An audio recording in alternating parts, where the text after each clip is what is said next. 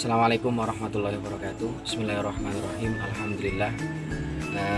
Alhamdulillah nahmaduhu wa nasta'inuhu wa nastaghfiruhu wa na'udzu billahi min syururi anfusina wa min sayyiati a'malina.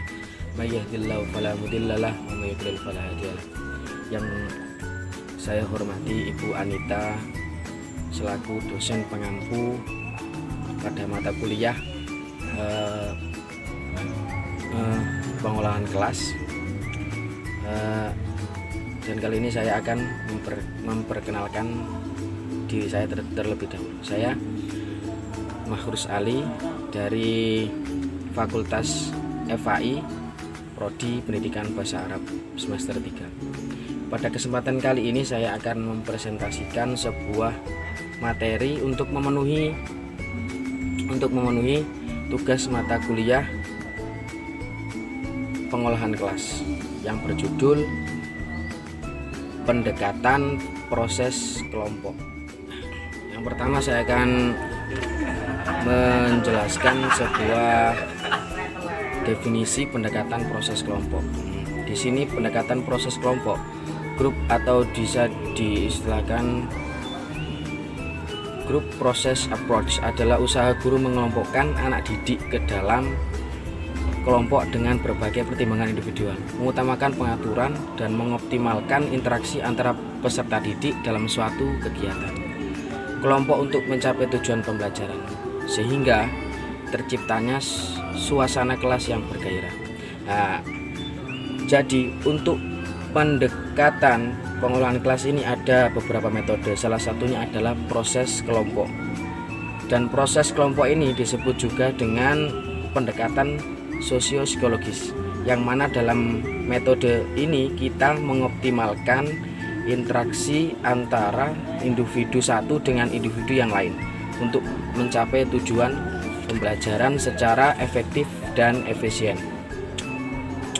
Dan tentunya dalam proses berkelompok ini seorang guru tetap menjadi pengedukasi atau seorang guru tetap menjadi pengedukasi bagi sasaran edukasi. Yang dimaksud sasaran edukasi adalah yakni seorang siswa atau murid. Nah, itu disebut dengan sasaran edukasi.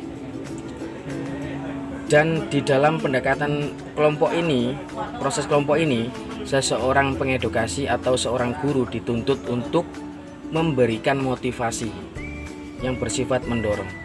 Nah, di sini yang dimaksud dengan memberikan motivasi yang bersifat mendorong, yakni seorang guru memberikan motivasi yang bersifat mendorong dalam hal untuk memberikan keluangan untuk para siswa untuk memberikan pendapatnya masing-masing.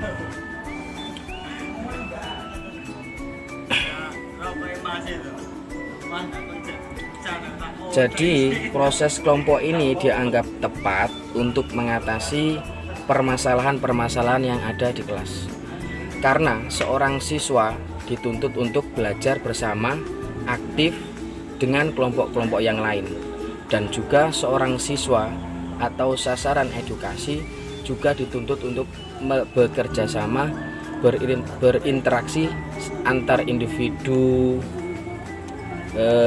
dengan kelompok yang di kelas tersebut. Ini juga disebutkan keunggulan metode proses kelompok. Yang pertama, peserta didik dilibatkan dalam perencanaan pengolahan. Nah, ini sudah pasti, peserta didik pasti dilibatkan dalam perencanaan pengolahan kelas karena prosesnya berkelompok. Yang selanjutnya, suasana kelas yang bergairah dan menyenangkan, ya, yang pastinya lebih seru daripada metode pembelajaran yang lain. Yang selanjutnya, hubungan yang bersahabat antara peserta pendidik dan pendidik. Gari. Oh. Peserta didik dan pendidik. Nah, ini menurut saya menyesuaikan. Jika kita sebagai seorang pendidik, kita melihat di ranah kita berada di ranah mana. Jika kita berada di ranah misalnya kanak-kanak atau misalnya anak SD begitu. Nah itu kita menyesuaikan, tidak bisa bersahabat antara peserta didik dan pendidik. Kita harus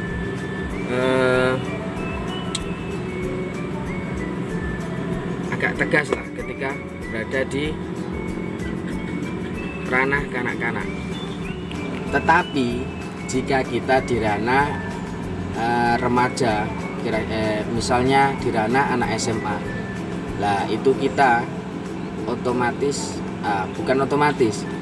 kita bisa menyesuaikan ranah remaja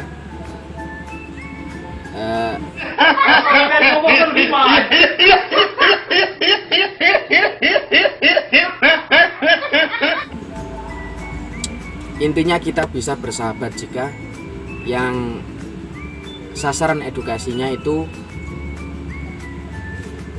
anak SMA, kira-kira begitu menurut saya. Yang selanjutnya mampu berekspresi lewat pengalaman. Nah ini tujuan seorang guru memberikan motivasi tadi, yaitu untuk memberikan leluangan untuk sasaran edukasi untuk menyampaikan pendapatnya masing-masing, karena setiap orang mempunyai pengalaman seperti itu.